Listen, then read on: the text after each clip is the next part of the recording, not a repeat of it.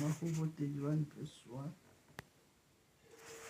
Kristu mkhululi wethu, wena ulithemba lethu, ulithemba labo bonke abasemhlabeni wonke, ulithemba leqiniso, awunayo inkohliso, ulithemba elimiyo, lona lingashukumiyo, ulithemba lazi zoni ezibuya ezonweni, zikutsheli zono zazo, wena ulithemba lazo, ulithemba labalili laba bathi wosonile,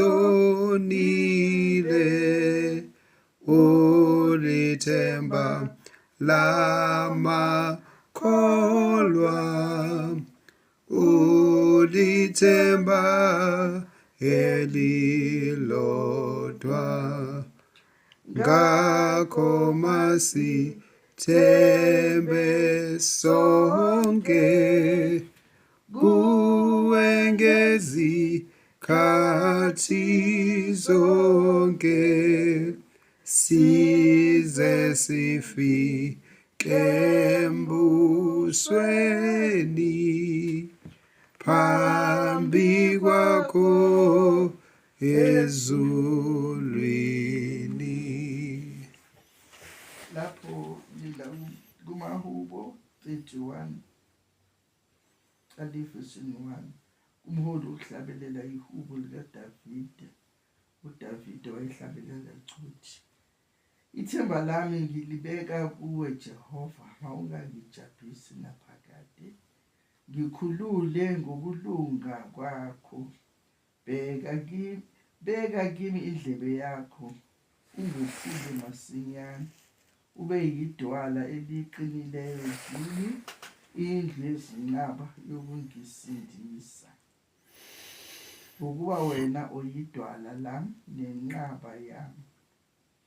uDavide lapho esho ethemba uJehova kwizinkinga zonke ezimhlaselayo, nako konke nokubaleka yohlala le azayohlala le kumaFilisti. Kodwa uthi nje ithemba lami ngilibeka kuwe Jehova, mawungangijabhisi naphakade. Uthi ngikhulule ngokulunga kwakho. Uthi beka indlebe yami. Nathi siyasho ukuthi uNkulunkulu abeke indlebe yakhe emithandazweni yethu, uma sithandaza sikhuleka, simtusa simphakamisa, ukuthi asiqolele izono zethu. Uthi ungephule masinyane, ube yidwala eliqinileyo. uNkulunkulu asephule abe yidwala eliqinile lapho sikhosela khona, ukuthi noma kungeza izinto ezinamandla kangakanani ukuthi zisibhubhise, kepha masikhosele kuleli dwala eliwuJehova, idwala eliwuNkulunkulu, siyakuphepha. Uthi beka kimi indlebe yami, indlebe yakho ungophule masinyane. Ube yidwala liqinileyo kimi, indlu yezinqaba yokungisindisa. Cela ukuthi uNkulunkulu abe yidwala kithi, abe yindlu yezinqaba kithi yokusisindisa. Ukuba wena uyidwala lami nenqaba yami. uNkulunkulu uyidwala nenqaba kaDavide.